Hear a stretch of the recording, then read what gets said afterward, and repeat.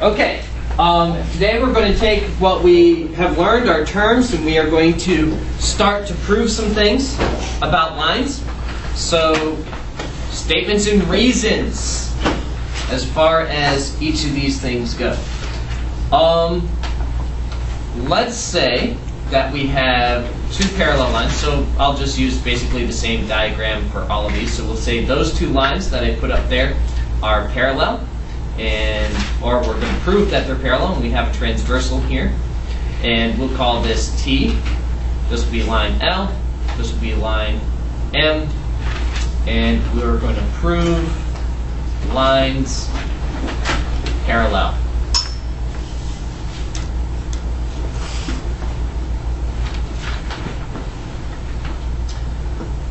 All right, let's say I give us some angles for our first one. So we'll say that's angle 1 right there, angle 2. It doesn't mean it's 1 degree and 2 degree. It's just a number. It's a number of the angle.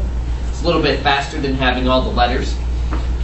So we're going to say, given the measure of angle 5 equals 40, and the measure of angle 2 is 140, we're going to prove that L is parallel to M. So we're going to have our statements.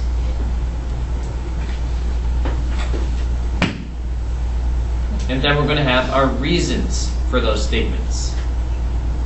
And generally, we're going to start with our givens. So statement 1 is going to be measure of angle 5 is 40.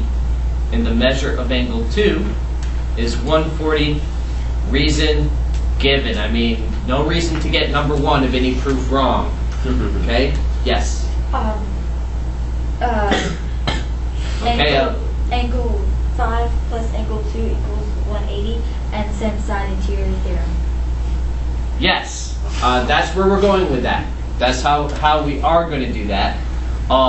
So, we're going to say the measure of angle 5 plus the measure of angle 2 is 180.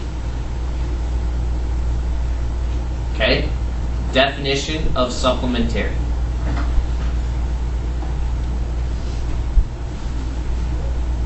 Since angle 2 plus angle 5 is 180, we conclude that they're supplementary. That means, basically, that line L is parallel to line M because same side interior angles.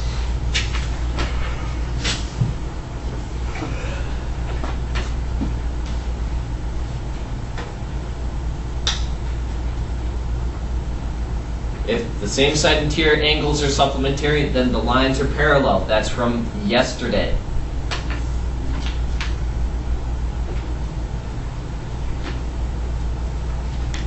That was a pretty easy proof.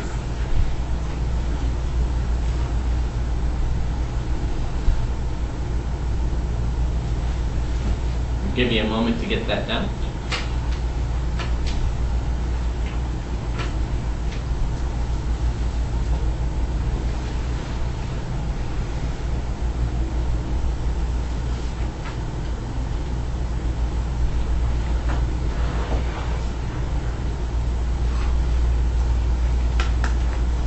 Alright, I'm going to go ahead and erase all that. I'll leave the same diagram up so we can reuse it. And let's do a different given. Let's say given angle 4 equals angle 6. Let's prove L is parallel to M. I don't mean 4 and 6, I mean 4 and 2. My bad. 4 and 2.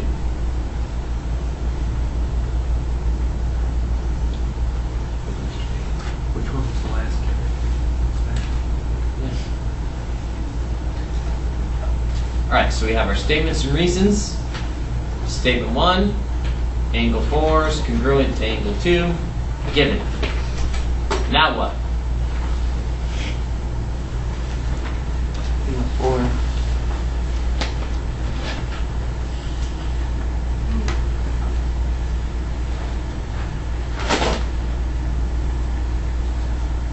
Anyone? Step Would you 2. do something with the 5 or the 1? Well, 2 is congruent to 4. So 2. So L is parallel to M. Why? Because alternate interior. theorem. Ultimate it's that easy? interior angle theorem. Yes. 2 steps. Gosh, couldn't ask for an easier proof. But now I am going to add a step to it. So that should be too much to get done. Boom. Get rid of that. Make this a little bit smaller.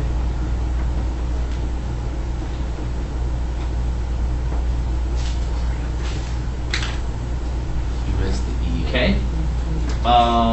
Let's say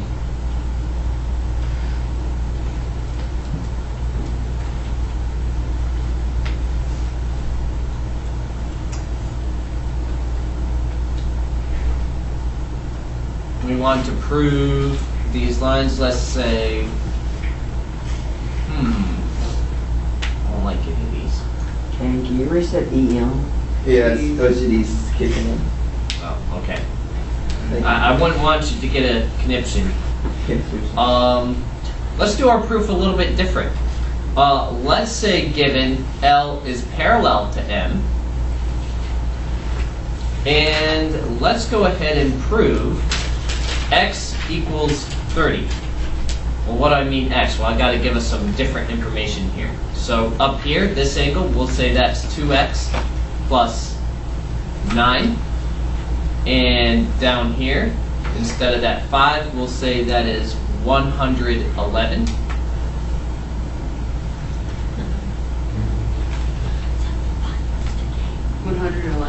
Yep.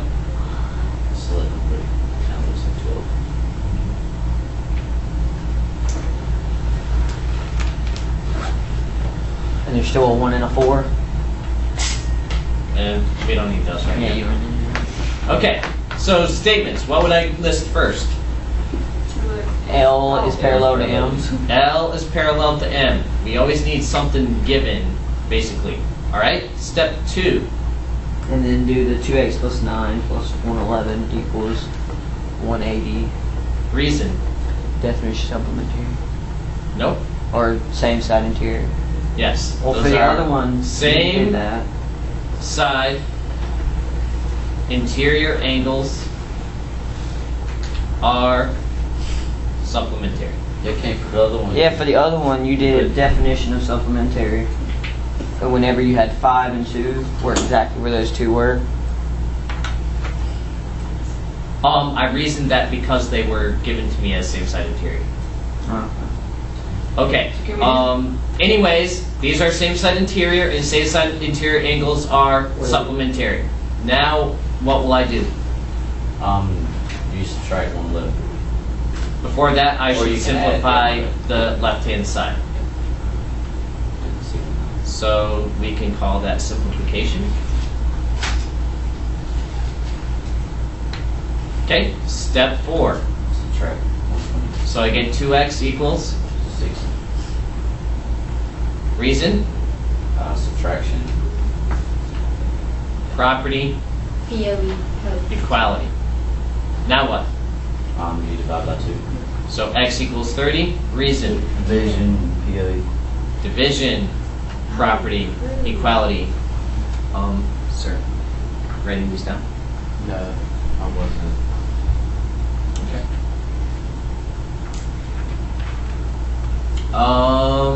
I'll give you a moment to finish writing that.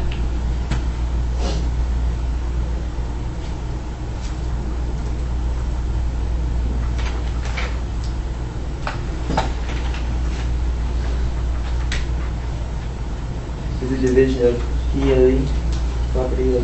Yep. Division, property of equality.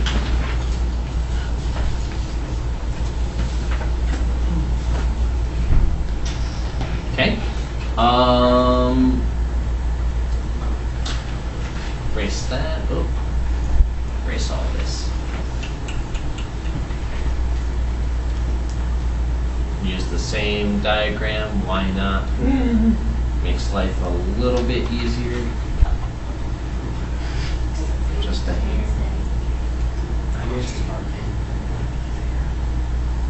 Okay. We are going to be given L is parallel to N. So say this is L and this is N. Given angle 12. Okay, I'm going to need another line.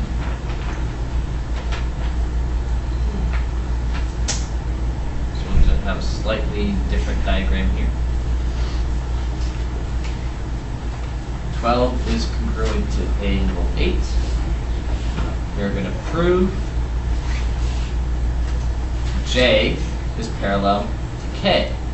So I'm going to make this line right here J and this line right here K. Now I need some numbers in here, so let's get some numbers. This will be 9, 10, 11, 12,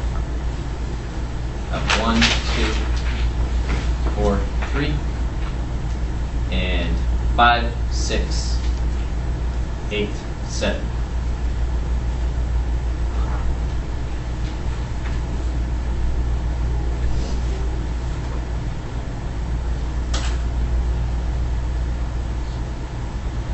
When you're doing proofs in your homework tonight, all of them should be 2-column proofs. If they say do a flow proof or a paragraph proof, don't do that.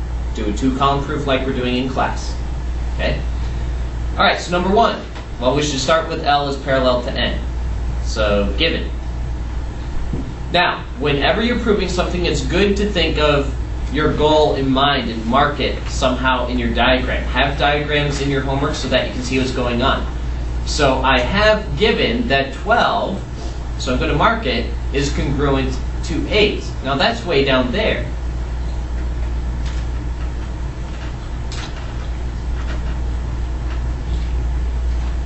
Now I have that L is parallel to N, right?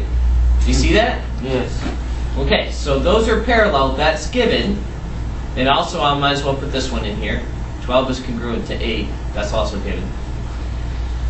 So if I'm going to prove J and K are parallel, somehow I'm going to have to get some angles that are equal.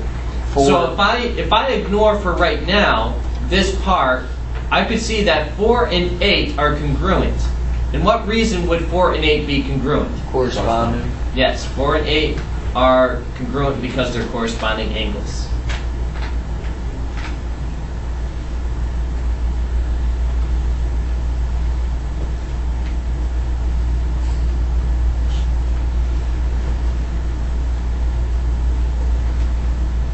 Well, if 12 is congruent to 8, and 8 is congruent to 4, what can we say about 12 and 4?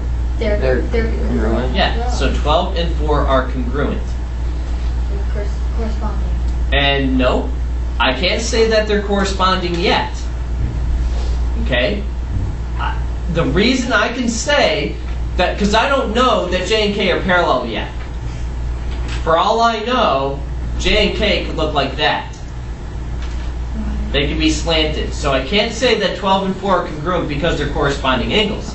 But I can say they're congruent for the following reason. See, this one, C star, is congruent to this one. And this one is congruent to this one. So if those two are congruent, and those two are congruent, by transitive property,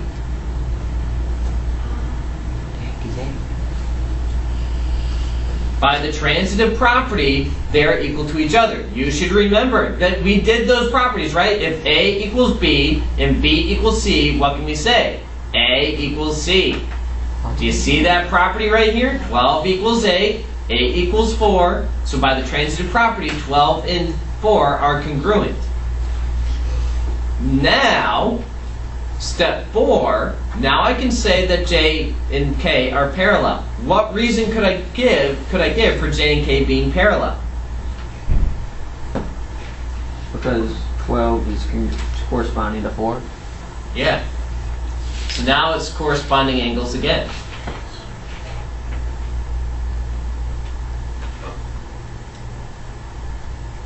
But I could not use corresponding angles to say that 12 was congruent to 4.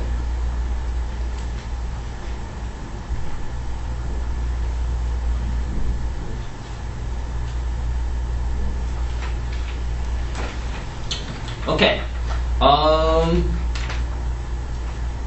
No, the other ones are your homework. So, we'll stop there as far as recording. Take out your books and turn to page number 161. We have homework